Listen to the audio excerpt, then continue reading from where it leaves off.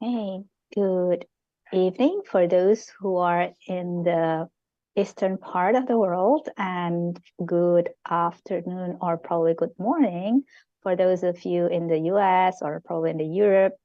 Thank you so much for making time to just have this conversation and build a collective wisdom on the topic that we are going to unpack today. You're all very much welcome into this conversation, and I'm so happy to have all of you. So thank you so much again for making time.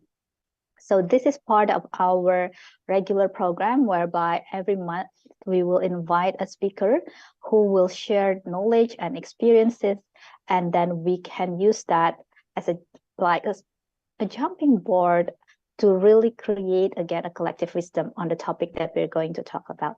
So I'm so excited that today we're going to talk about, for me, a very timely topic, which is talking about survival mode.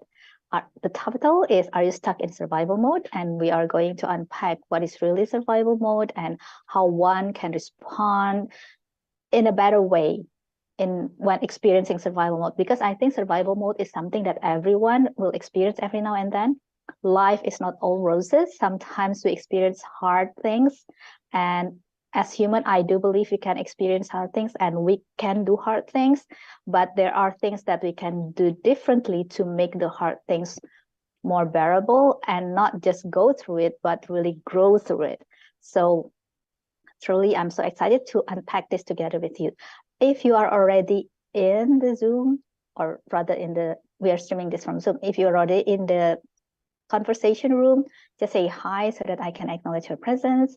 And as usual, if you have any questions that you would like to ask us, do feel free to just post your questions in the comment box.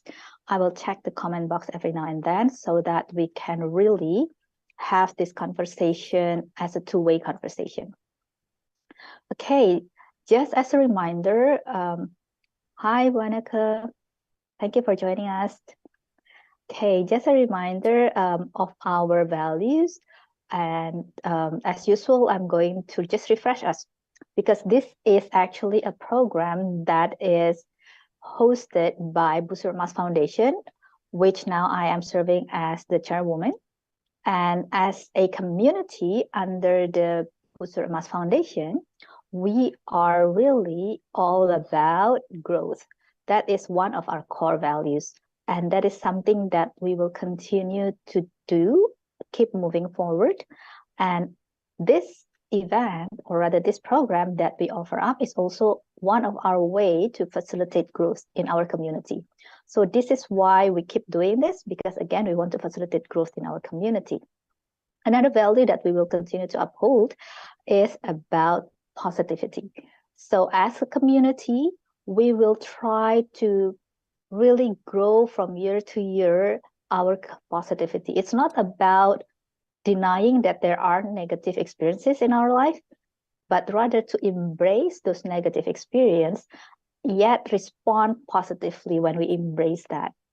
And even one step higher, not just respond positively, but use that to bring even greater positivity, not to just ourselves, but to the people around us. So that is something that we will continue to do as a community. And the third that we will continue to do is actually providing value in whatever that we do, including in this program. We only invite people that we believe can give you value. And I'm sure the person that's going to just share with you about this topic is someone that you will find very helpful, and you can learn from her because she actually has a wealth of knowledge about this topic. So that is the three values that we uphold as a community. And as a community, we call ourselves community uprisers. That means we will continue to go up. And up doesn't mean in like status or any other ways, but really what we focused on is to go up in that hierarchy of Maslow. Like we will continue to climb up until we can actualize ourselves more and more. And that is something that we will continue to do as a community. And together with our community, we will continue to strive to really make happen our vision, which is a world in which everyone is learning, everyone is healing, and everyone is developing. So thank you so much for being in this community. For those of you who are new to the community, welcome to our community. We very much welcome you. And if you have any question again about the topic that we're going to unpack, feel free to put it in the comment box. Hi, Brutini, thank you for joining us. Hey, so again, if you are here and you would like to say hi, just put it in the comment box so that I can acknowledge your presence. Hey, so I will inform one upcoming program that we have. Well, we have actually quite a lot of upcoming programs, but I'm just going to inform you one, which is a webinar that we're going to hold on the 12th of December, and it is titled Creating Greater Happiness in 2023. We are actually at the corner at the end of the year, and I think it's a very good time, a very timely time to really just prepare ourselves to enter to the new year so that we can enter the new year better compared to this year. A lot of things has happened this year. The war, crisis in different countries, the after effect of the pandemic, a lot of things are like different people experiencing in different ways and different aspects, but I guess all of us as collective experience that.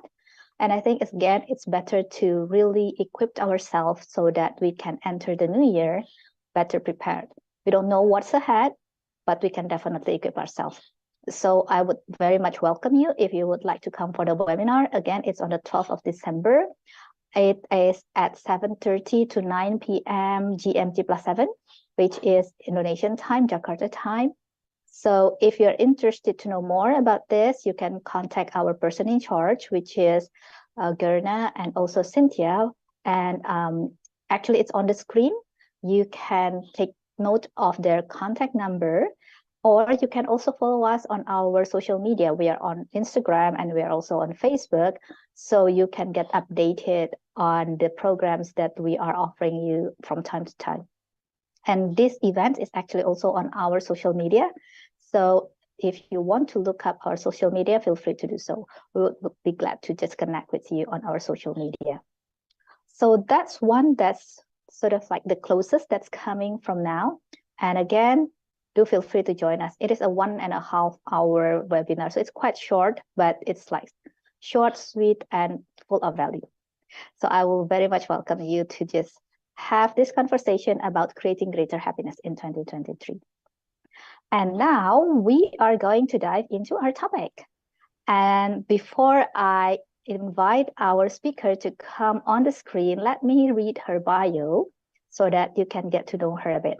So our speaker for today is Lucy Tesarova. I known her, I think, a few years ago. She's also a certified coach. She is a PCC from the ICF, International Coaching Federation. So Lucy is also certified in strategic intervention and positive intelligence coaching. And she supports her clients in improving their emotional intelligence as well as their inner resourcefulness and resilience. Her clients report an increased ability to stay calm and clear-headed under pressure, improve confidence, closer relationship, as well as better results in their professional and personal lives.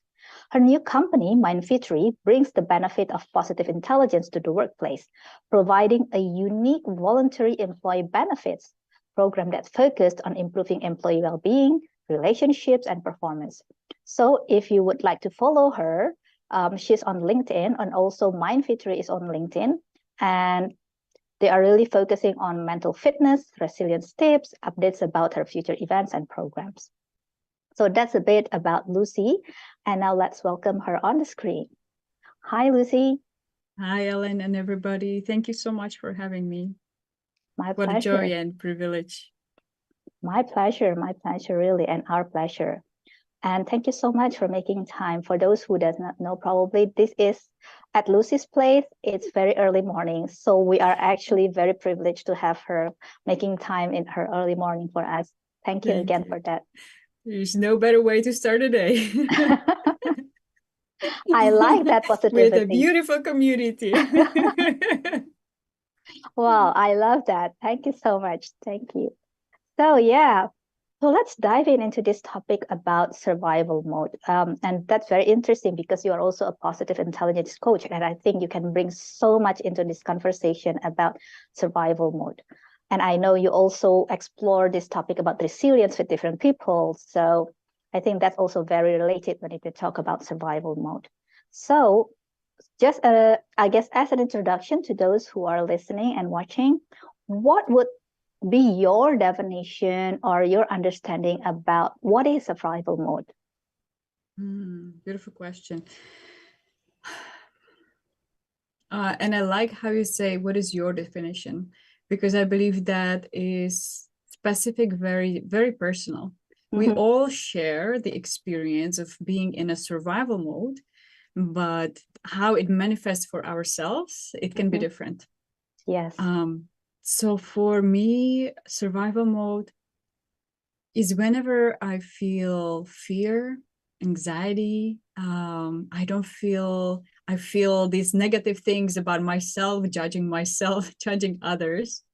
Whenever I have these emotions or I feel I cannot fully express myself, I feel stuck in a way. Or in my experience was a state of limbo versus momentum. When I get into a limbo, that's in a way part of my like knowing I'm getting into the survival mode here. And I think also it's important to define what is not a survival mode. And also that can be different for all of us. How do we define it? What is our word for not being in the survival mode? For me, part of that is momentum. And what momentum means to me, I feel joyful.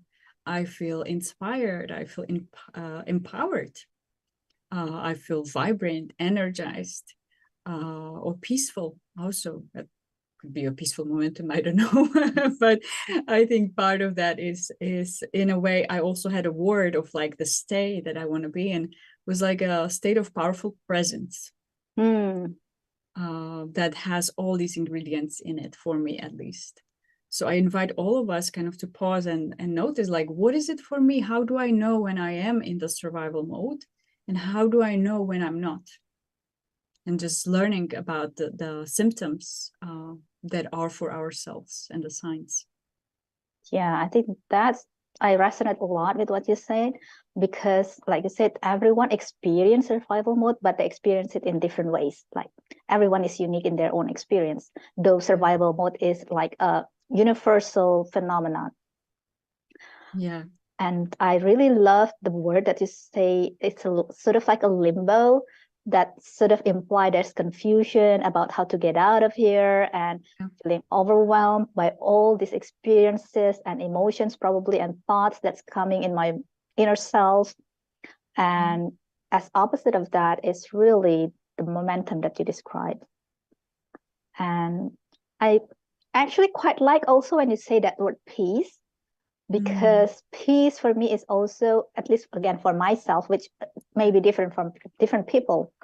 For myself, peace is an indicator that I am already sort of shift gears from that survival mode. And now I am no longer in survival mode, and I can just be peaceful in journeying through life, knowing that it all will end up well.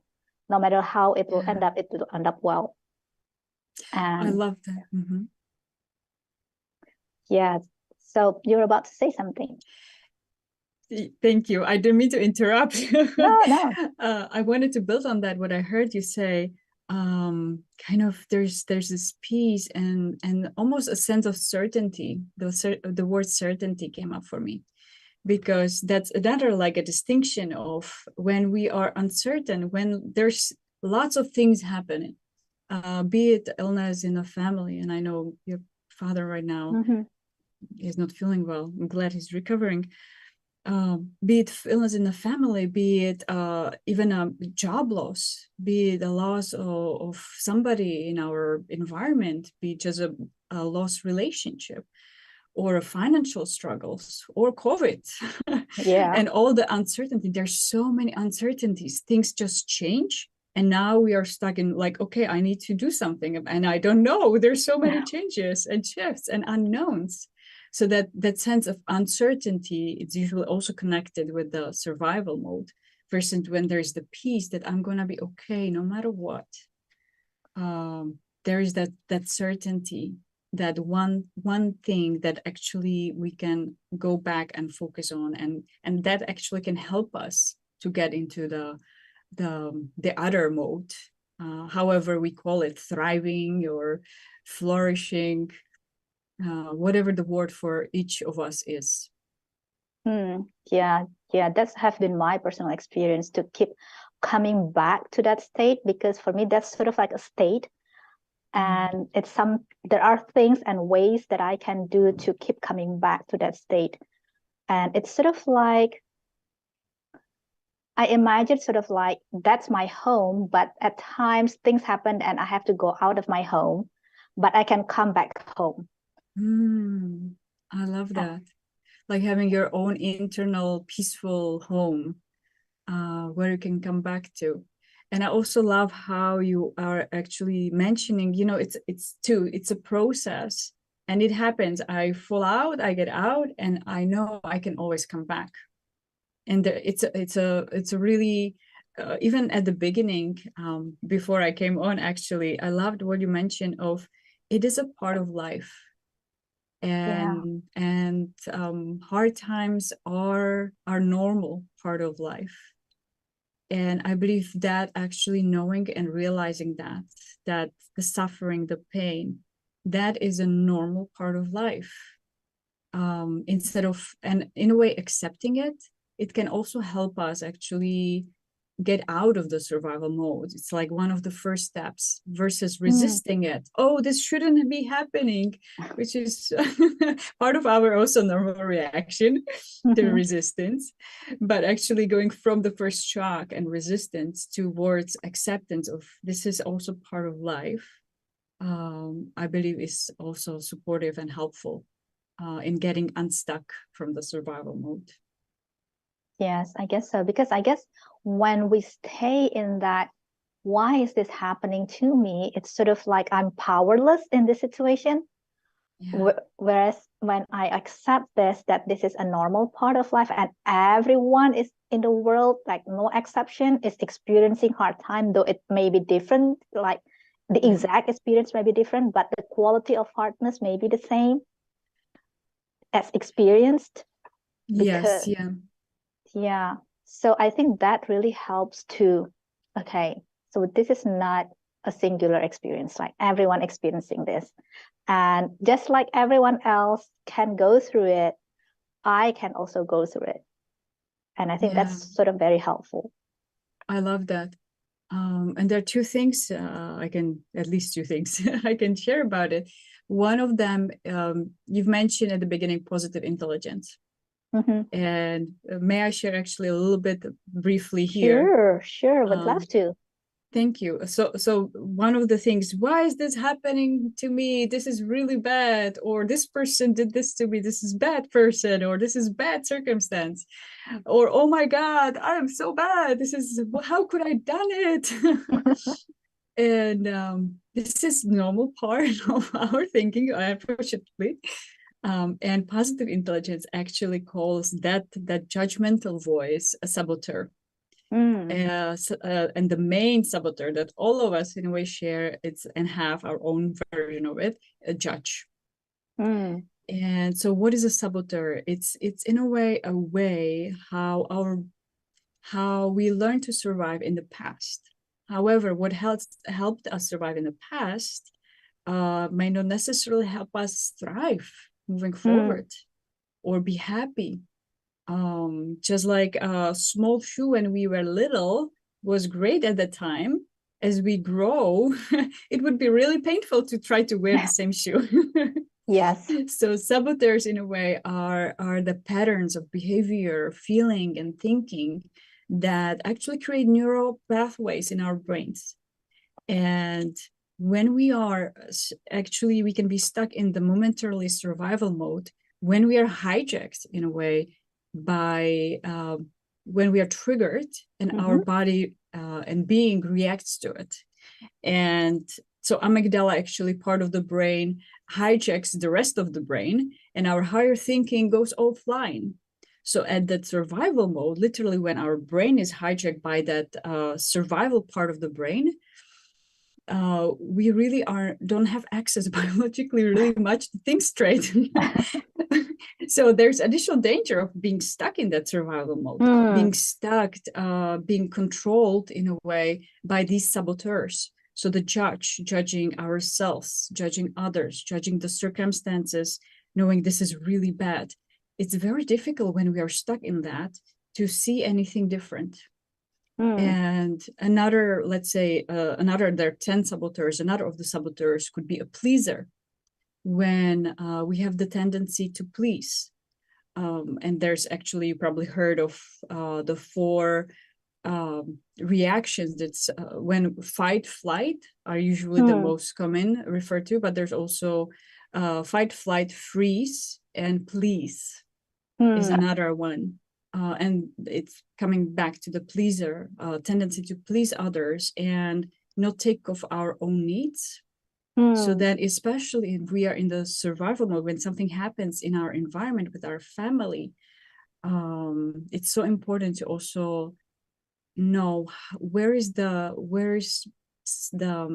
limit of taking care of myself and taking care also of others, so we don't sacrifice our own well-being. And if we are trapped in the saboteur, it's very difficult, and it can be harmful for our health, our relationships in the long term. Wow. But there is hope. The other side is sage. So sage is more connected to the thriving mode. And there is a process the positive intelligence teaches how to actually switch to the sage, and what are the powers of the sage, and different steps to go through that can support us actually coming back home, as you've mentioned it beautifully before. And I'm curious, actually, what helps you? You mentioned self-compassion helps you, and connect it to, okay, this is kind of like the mindful, that all of us are connected. This is a shared experience that actually helps us feel more connected versus isolated. So kind of in a way, these are your steps. And I believe you mentioned also innovation previously when we briefly talked about it. Yeah, that's so interesting, because as I hear it, seems like the saboteurs are the things that keep us stuck in survival mode. Yeah. So when we are, you mentioned 2 of them, like one, when we tend to judge, either we judge ourselves or we judge others or we judge situation. And I think that the example that was mentioned earlier is sort of like an example of judging the situation. Like, why is this situation happening to me? This is a bad situation. I'm like, this is not supposed to happen to me. I'm not that bad. So, so it's really judging the situation. And from what I'm hearing you shared, so judging that, including judging the situation, is actually something that we can subconsciously do that makes us, keeping us stuck in that survival mode when we keep judging the situation. Absolutely. And another thing that I heard you mention that keep us stuck in the survival mode is actually people pleasing. Yeah. When we tend to put others as more important, not viewing us as important as, but others is more important than us. Absolutely. Yeah. And the saboteurs, in a way, if you look at them to easily remember it, the parts of our brain, the tendencies, they tell us lies to make us, well, I'm good for you. This is which, they want us to be stuck, so they're not alone there. So they are telling us, this is really good. You need to judge other people. You need to know what's going on. Or for the pleaser, well, if everybody was sacrificing and putting other people's needs first, imagine the world, like world would be a better place. We would take care of each other, right? That it can tell us, justify the behaviors and rationalize them. But in a way, it's like we need to pause at the moment. Is that really true? Well, before that, we also need to do a practice so we actually can free our brain from the hijack of the saboteur. So then the other parts of the brain can actually start thinking and innovating and being compassionate and empathetic to ourselves and also the other people. Wow, I think I resonate a lot with that, because for me, as I look back and as you say that, I'm looking back to my own experience.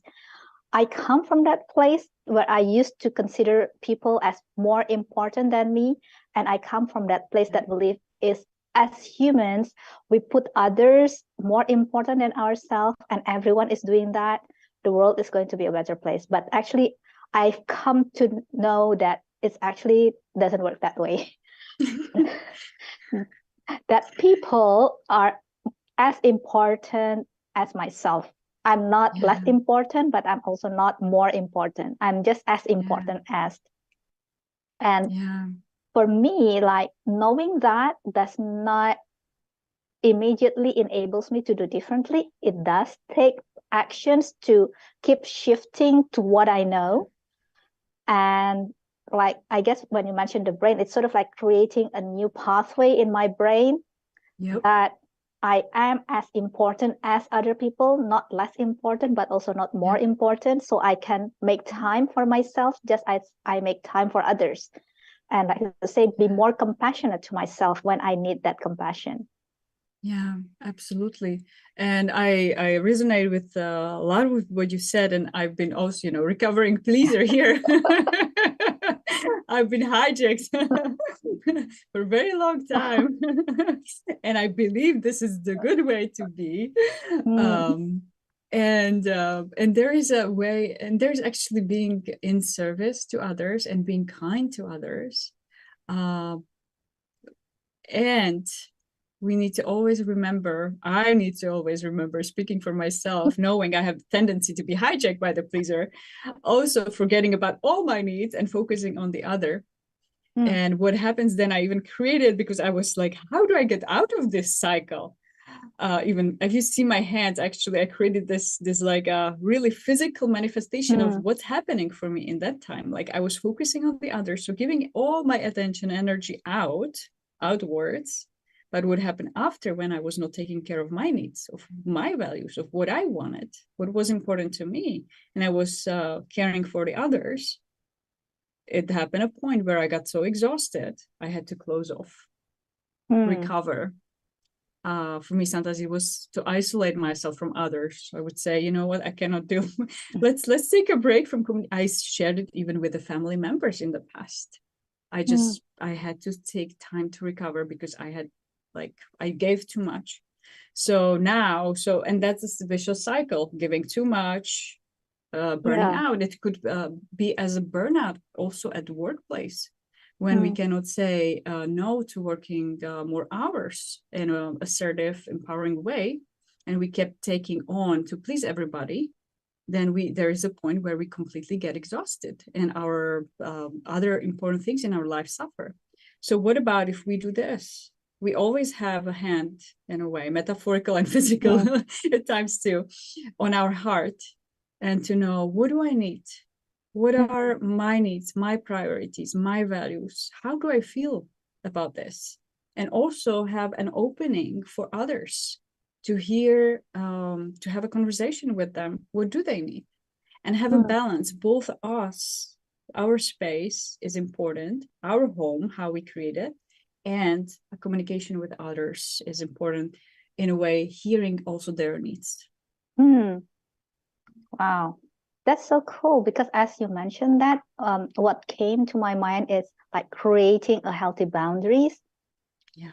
And as I imagine that boundaries is sort of me in a circle with a fence, like people can come, but I have the power and the authority to decide who can come into my circle. And if I say this person can come and that person cannot come, that person certainly cannot come, because I am the only one who can open the fence. They cannot break through without me opening up the fence. I love it. Yeah. And I think that's very empowering, because it sort of gives me that sense, oh yeah, I have that power to actually decide who takes my time and who does not take my time. and who takes my energy and who does not takes my energy. Though I may not be able to control their feelings, they may be disappointed with me, they may not be happy with me, but I guess that's sort of like expected in life. Like I cannot please everyone. Yep. And the saboteur, the pleaser in this case, would tell us, no, you can please everybody and you should try to make everybody happy. Yeah, even for a leader trying to be who is a decision maker, and let's say there's lots of people. Imagine the decision making if they want everybody in the, I don't know, 500 people to be happy about one decision. Yeah, that's quite far-fetched actually. Yeah. So the pleasers really can mess with us and our results and relationships. There are, as I mentioned, there are like 10 of them. So another actual saboteur is let's say, controller. Tendency to control, micromanage in work situations others. So what is the saboteur's lie in that sense? Is, well, you have to control everything, otherwise nothing would get done here, or nothing would done well here. Another saboteur is, let's say, hypervigilant. I have to be always on the lookout for something bad to happen because I need to be prepared. And that's the downside of that. It's creating anxiety, constant sometimes anxiety in us, because we're so focused on the negative things, we can miss even the positive things.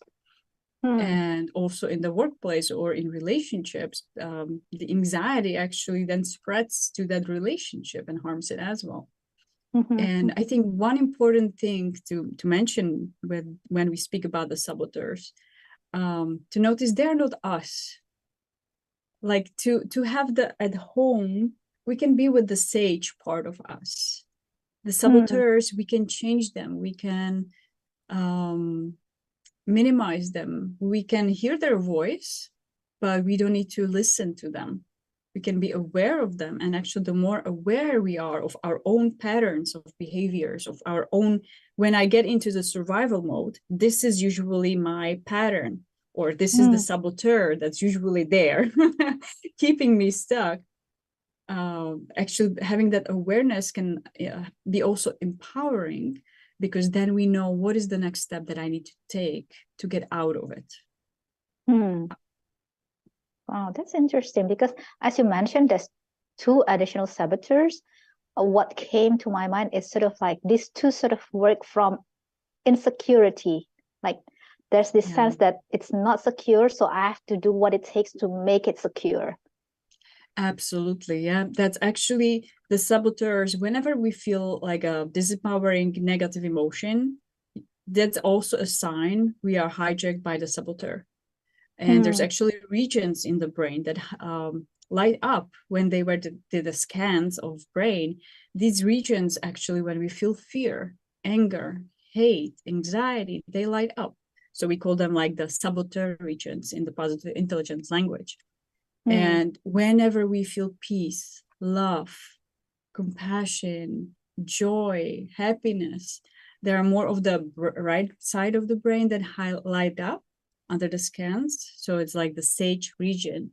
And if we are hijacked by the saboteurs, by the fears, then we need to first switch to learn how to switch, like you mentioned before, create the new neural pathways to switch new path of behaviors, thinking, feeling. And there are actually other saboteurs, could be the avoider.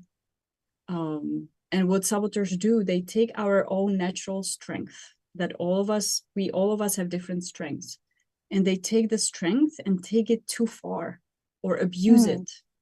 So let's say for pleaser, what is the strength behind the pleaser that the pleaser abuses? It's a big, generous heart, caring for others, caring about other people's well-being. But if taking too far, when we make other people more important and other people's needs more important than us, then it can lead to exhaustion, burnout, and damage, both for ourselves and the relationship. And actually, it can be in the long term disempowering for others if we continuously do things for them. the, let's say, avoider strength of an avoider could be they want to be like peaceful. They want to avoid the negative things in life. So the strength of like balance, those people who tend to be, you know, and we can also be hijacked in different situations. I can be hijacked in doing my taxes by the avoider and dealing with the paperwork. So I don't want to deal with it, or my avoider tells me, don't deal with it, you're going to be feeling bad. Focus on something else. But there are very direct consequences if I keep avoiding. Yeah. So I have to also switch to my stage and get home and make it more fun for myself to actually deal with that. So very interesting that you say that to treat this as like people, and it creates this imagination that like we are hosting several people in ourselves, and like different people have their own opinion, and Yeah. as the host we can listen to them, but it is our decision whose decision that we're going to take in after we listen to them. Yeah. That reminded me, even in the past, before I knew about positive intelligence and saboteurs and how to get, you know, how not to listen to the saboteurs, but to the sage. I realized I was suppressing a lot my fear. So I was courageous, you know, I emigrated, I self-employed. So there's lots of dealing with fear. And I noticed also at times I was suppressing some fear. And at times actually it's wise to know like what are the risks, what is something that I really need to look at. So since then I said I want to have fear on the, in a way, board of advisors, but I am on the board of decision makers. The fear doesn't make decisions for me. I can hear what it says, but I am the one then to decide and to check in with myself. Is that like valid? Is there something I need to do to prepare? And really then pause and reflect what's the, you know, of that fear. And what makes it easier is when we go into the sage mode. And I would love the listeners and viewers actually to know a little bit how to switch. May I share the little acronym that I think that will be helpful. that might make it memorable and actually give us something specific, so we don't talk in absolutes, but people actually know there's something specific that I can do to switch. It's a kind of fun acronym. PCC Nina. So the PCC is not just for a professional certified coach shortcut, but let me share with you actually what is that. So the A in a way comes for awareness. So in order for us to get unstuck from survival mode, from being hijacked by the saboteur, or however you call it yourself, that you are right now in a survival mode, first we need to notice, oh my God, I'm in survival mode. Because unless we realize actually that's happening, become really aware this is where we are, then it's really difficult to get out. So awareness, what I mean by awareness, we notice we have negative feelings. We notice we're anxious. We notice we are judging. We notice, oh, I just said yes on autopilot, even when I actually wanted to say no. But the yes came out because I was hijacked by the pleaser. I didn't want them to feel bad. So first step is the awareness. And the next step for PCC, so P, and actually we created a new one when we talked together. The first one was for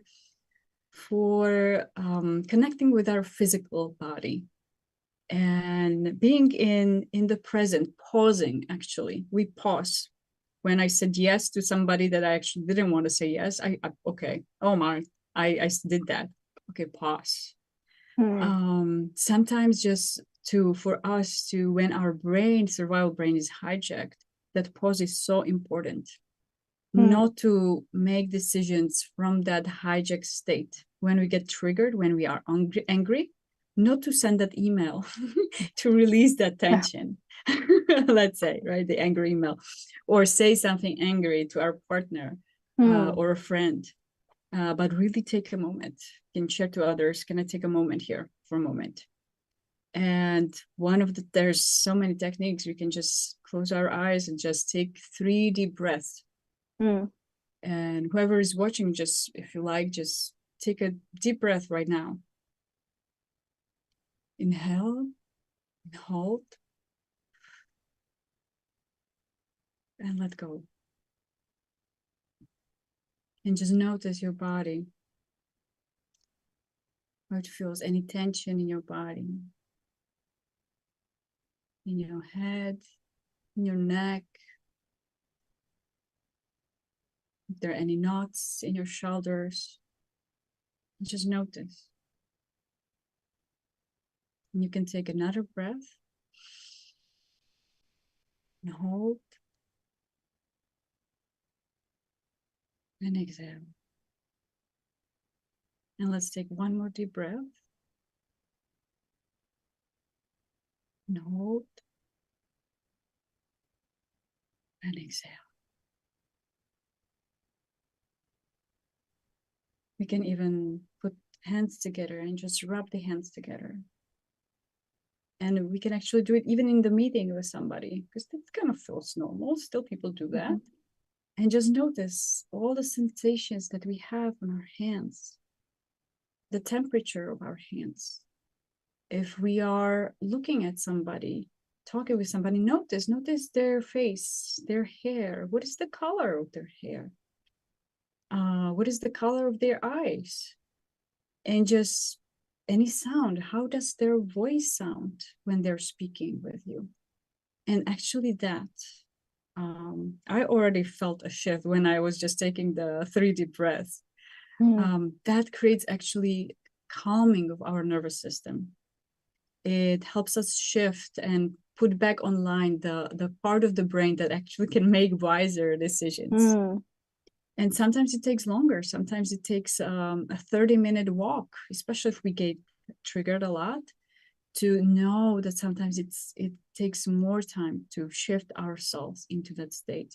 As you mentioned, to come home, or in the positive intelligence language, to connect with our sage. And doing practices like that, just if you remember, just rubbing your hands or just taking 3 deep breaths. If you take just this from that, that would be a first step that you can always build on that. How can you come to that presence, before presence also? The next step, so PCC, the next step is compassion, giving compassion to ourselves. Once we check in, oh, wow, I'm really stressed right now. My body is tense. I'm getting a headache. I'm feeling maybe nauseous, like I'm so nervous. Giving self-compassion to ourselves. And I loved actually when we shared before how it's part also of your process, how you were sharing. Would you like to share? Like, Sure. what is? Yeah, so probably some of the audience here noticed my post that my dad is actually in hospital currently. So it has been quite exhausting days for me for the past few days. So in this context of compassion, what I try to do is really give self-compassion to myself and keep checking in with myself, like asking myself just, hey, Ellen, how do you feel? And at times what comes up is, I feel tired, I feel exhausted. And I try as much as I can to be compassionate to myself, just as I would be compassionate to others when they said to me, oh, I'm so tired, oh, I'm so exhausted. So that's sort of like what I try to do, like just tell myself, I'm so sorry, Ellen, that you have to go through this. I know it's hard and I wish it could be different. I cannot change the situation, but I noticed that and I'm here with you. If you need anything else, just tell me. So treating myself with that, Yeah. I find really helped me to calm my nervous system, knowing that I am here for myself. Yeah. I love that. And we could even add like a physical touch for people that have maybe different love language. It's connected. Who have physical love language as one of them. They can even just give themselves like a hug, and just the sensation of the touch. It can both connect them to their body as well as also calm them down. And really, I love how you actually are very caring and loving presence for yourself at that moment. So if hopefully people have somebody in their life who is loving, caring presence, or if you don't have right now in your environment somebody like that, to imagine how would they tell me if they have a habit of not being kind to themselves. That could be a starting point of having like a figure, maybe Jesus or Buddha. What would they tell me that would be kind and loving at that moment? And have that as a starting place. Yeah. The next, go ahead. I'm just adding that from my own experience, being kind to myself is a journey in itself. Like, because in our culture, we are taught to be kind to others, but we are never taught growing up to be kind to ourselves. So being kind to myself, definitely something that I learned in my adulthood. And it's a journey that I would say sort of like circular rather than linear. Absolutely. At times I make progress, but at times I sort of like move backward in my line and I have to move forward again. So yeah, if anyone experiencing that circular journey, then you're not alone. And I study this stuff. I even have, if you see actually here, a beautiful book for anybody who would love to learn more. I love actually her work. Kristen Neff. Yes, a beautiful workbook on how to be compassionate with ourselves. Oops, sorry for the noise. Because it's also been a journey for myself, also mostly in my adulthood, recent years actually, that I'm really reconnecting to being kinder and being mindful of being kinder to myself. It's definitely a journey, and thank you for sharing that. Yes, we fall and then we need to come back. And it's a practice, just like any physical practice, exercise. It's not that once we go to gym and then we are fit forever. We have, I would love that. But unfortunately, that's not how life works. And the same is applicable for the mental, in a way, fitness. It's a continuous practice. We go to survival, and then we have the way, we can actually go back and recover and recenter, go back home, or go back to sage. So compassion. Then the next one is PCC, curiosity. And you already did it in a way, like, how am I feeling right now? It could be curiosity. What is the cause of this? Why am I so stressed out? What is really happening? What's going on? It could be a curiosity. Okay, maybe I lost something, but what do I still have? How could I get out of this? And just not from a place of judgment, or this person said this, like, what are some gifts perhaps in that situation that are, and just being curious and asking ourselves questions that look for solutions. What would be the next step out of this? What is the problem? Like, really looking, being curious. What is the challenge here? What is some possible ways I could get support from here? And I believe part of also the compassion is that we are worthy of support. We are worthy of asking for help. Struggling doesn't mean that we are weak, that we are worthless. I think also there's like cultural, sometimes asking for help as seeing a sign of weakness. And that's actually what keeps us stuck often in the survival mode. Yes. So actually asking for help is a sign of wisdom and a sign that we are really committed to getting better. Yes. I think by asking for help, we are actually opening up ourselves and being more vulnerable. And I think being vulnerable actually takes a lot of strength. Absolutely. And that's vulnerable. There's fear, and that's like honey for saboteurs. So no, don't be vulnerable to anybody. This is bad. So then we need to again take a few deep breaths, give ourselves compassion, and it's a journey. So if someone who is watching and listening to us right now and says, "Wow, this sounds too complicated, I cannot do this," it's a journey, one step at a time. What is one compassionate thing, or even just saying, "I'm willing to learn to be kinder to myself." Find a way that feels actually true to you. Like I'm willing to be ready to be actually kind to myself. Yeah. I want to be mindful to our time. I'm looking. I could talk about this forever. I know. So I want to be respectful to everybody's time and actually finish. So you get to know what is the acronym.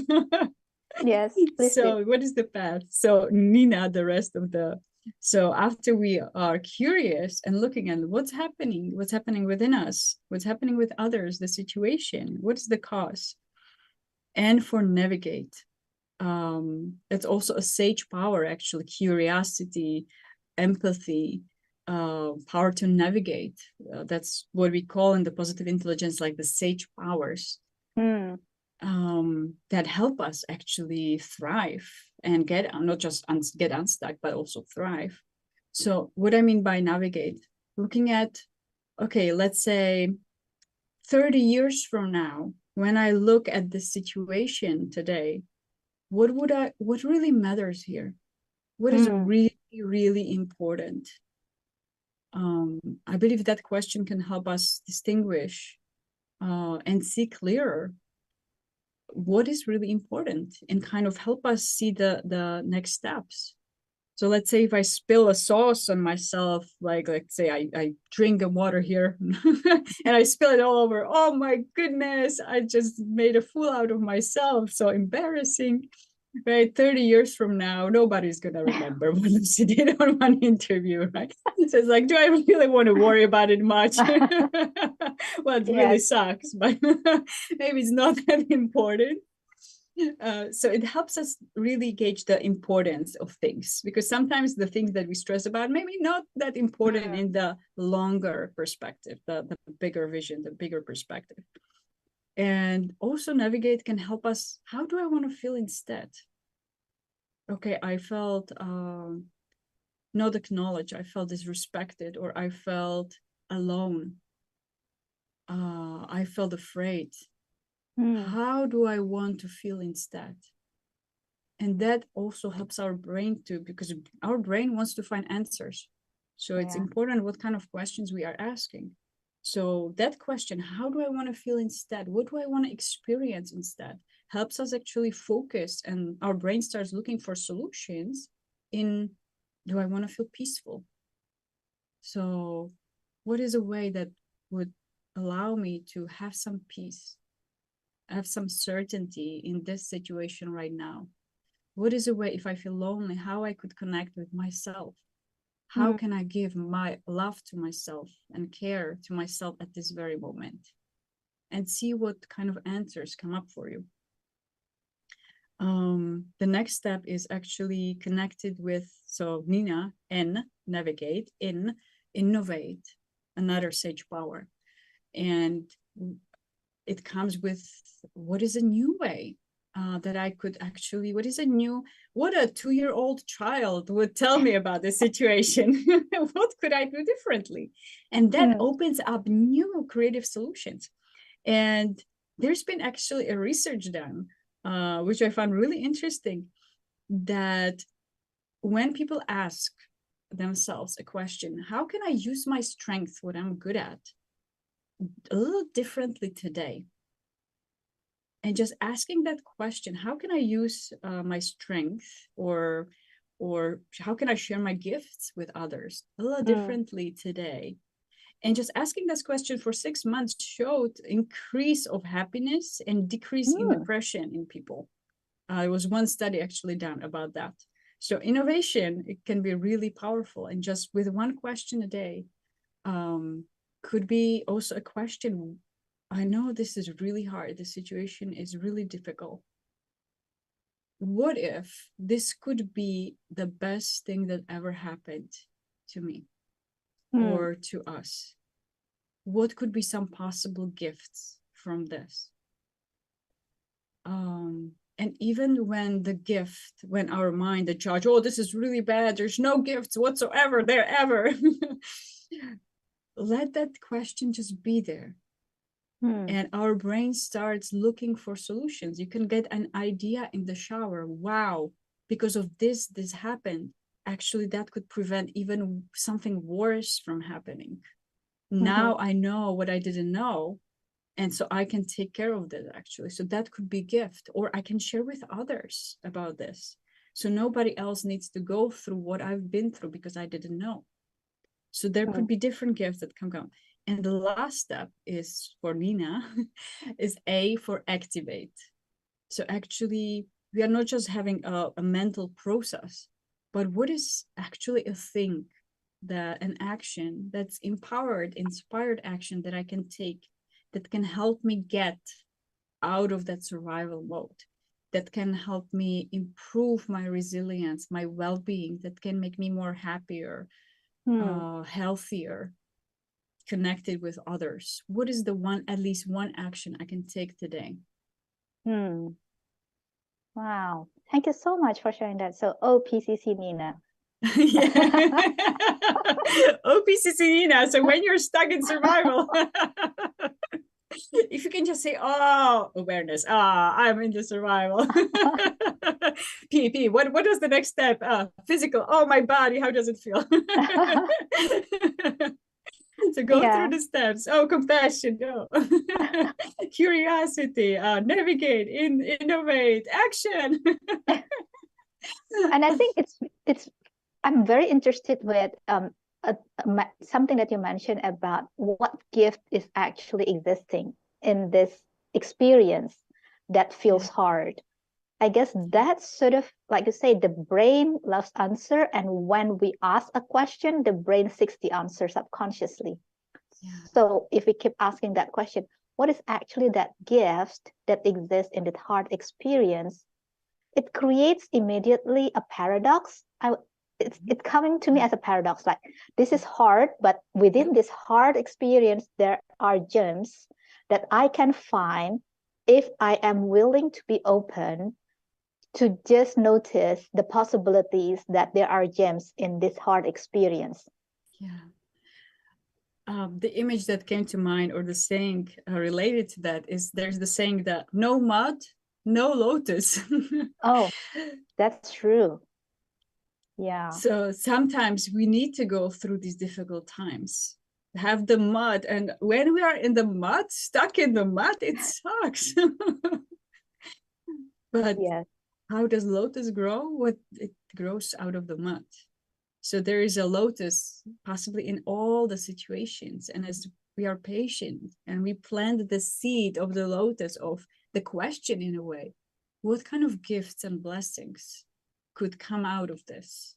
And just be open to receiving the question, the answer to that question. And I believe that also is part of what you've mentioned before, that we can also ask, like, part of the resilience is support from others. And it doesn't have to be necessarily people.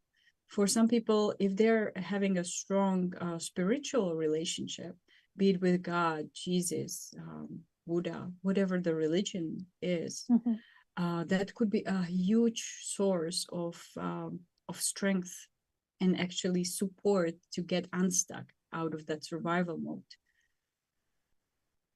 Yeah, I think for me, myself, being mindful that actually I'm always connected to a defined strength makes me feel supported. That yes, it's hard, but through this, it's like I'm always supported, that I'm never alone, that whatever that I need is available for me to go through this experience. And it does calm the nervous system. Absolutely. Yeah. And also the focus goes on to I'm supported. And when we are focusing with our mind on the support, then we can actually look for and see more things that support us. And we become more resourceful from that state. So brilliant. Yeah. It's like either we focus on fear sometimes, like when we look this way, there are things that exist here, but if I look here, I cannot see them. So remember, when we are survival, maybe we all see just the fears and the bad, this is bad. But remember, there might be also lots of gifts and blessings and other things that actually are still good and solid, even in the midst of the chaos. There may be some way to gain certainty, to get back on the solid ground, whatever language or metaphor is right for you, that would resonate. Like, how do I feel safer here, more certain? So the power of question, I would say, is also important in us getting unstuck, and asking questions that empower us instead of the questions that are asked by the judge that actually give us more anxiety and fear. Why did I do this? Why I always do that? Yeah, I love that. Really, like focusing on the right question. And one of it, like you shared, what is the possible gifts that exist in this experience? I think that's so powerful whenever we are experiencing something that feels hard. Yeah. And giving ourselves also the kind of the grace of time and knowing, like trusting the answer will come. And saying there's no gift whatsoever ever. Saying maybe, maybe the gift is not visible right now. Maybe I cannot see it from the situation right now. But maybe next week, next month, next year, as long as I will keep asking myself the question and plant the seed, the answer will come. And trust the process. I love that. It reminds me of a statement that I came across. I think I can't really recall the exact time, but it's sort of stuck in my mind. It says that I keep myself open for possibilities beyond my imagination. And that's sort of really stark. Yeah. Wow, I love that. Keeping ourselves open. And in a way, that could be when we started at the beginning of our conversation, like the distinction between the survival and the thriving mode or vibrant mode, however we call it, could be openness, also part of that thriving, like a flower that opens up, versus when we are closed off and isolated, it's more of the symptom and sign of the survival mode. So I love that being open to possibilities, and gifts and blessings that may come out of this. It's a beautiful way, even in the body. If somebody needs, actually is more physical, they can even just, when they're feeling stuck, first give themselves a hug and just open up and just take a few deep breaths, because sometimes we are interconnected, our body, thoughts, emotions. As we change our posture, our emotions can also shift. So even just opening up in the body, straightening up, and breathing from that space already can help us shift a little bit. Wow. Well, thank you so much, Lucy. I think we have a lot of gems that we discovered from what you've just shared. So thank you so much for sharing from your wealth of knowledge and experience. Really appreciate that. Thank you for having me. Oh, most welcome. I'm just checking.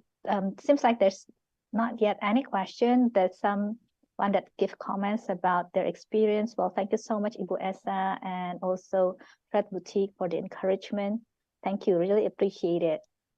So, do you have anything? Oh, I wonder, at this point of time, since they have heard from you and if people are interested to know more about your work or would not more about you, so how can they reach out to you? And probably you can just share what is available that they can plug in to get your service. Thank you.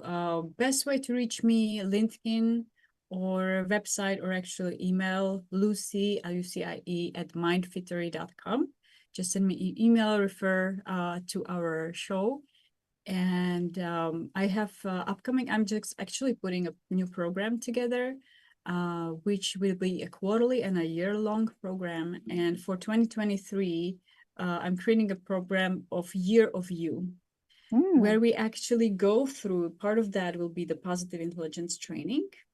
So kind of having us creating the practice and the strength and the path, how to switch from the survival to thriving mode.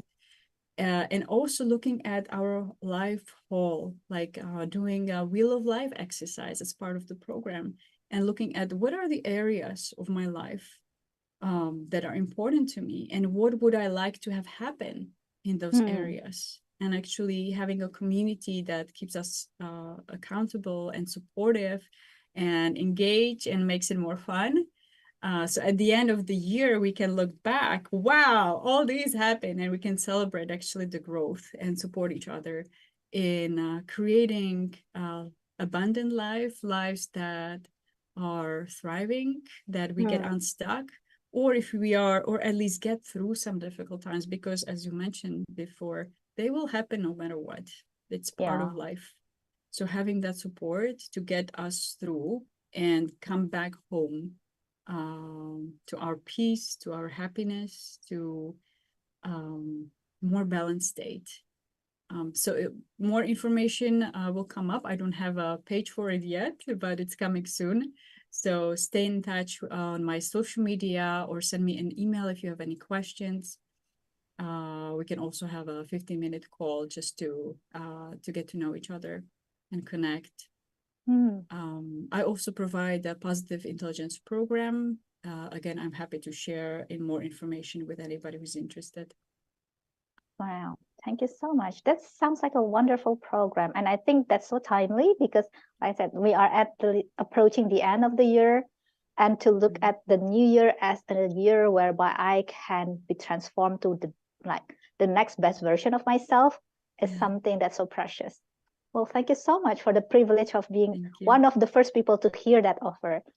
Yeah, yay. Thank you for providing the space for me to share. My pleasure. The new offer being born. Well, thank you so much, Lucie, again for sharing with us. It is such a pleasure to have this conversation with you, and I'm sure the audience learns so much and getting so much value from this. And I wish you a great day at your side of the world, and I hope we can keep in touch and have another conversation on this different topic. Well. Yeah, I would love that. Thank you so much for having me. It has been a joy and privilege to be here. I'm sorry I couldn't see all of you people. Hopefully one day we'll meet in Zoom where we can all see each other. Wishing you a beautiful rest of your evening or day, whichever time zone you are in. And again, thank you so much for having me. Our pleasure. Well, for those of you who are watching, thank you so much for making time to join us into this conversation. I hope you gain a lot. I gain a lot from this conversation. And I look forward to seeing you again in our next show or next event. Until then, be well. See you.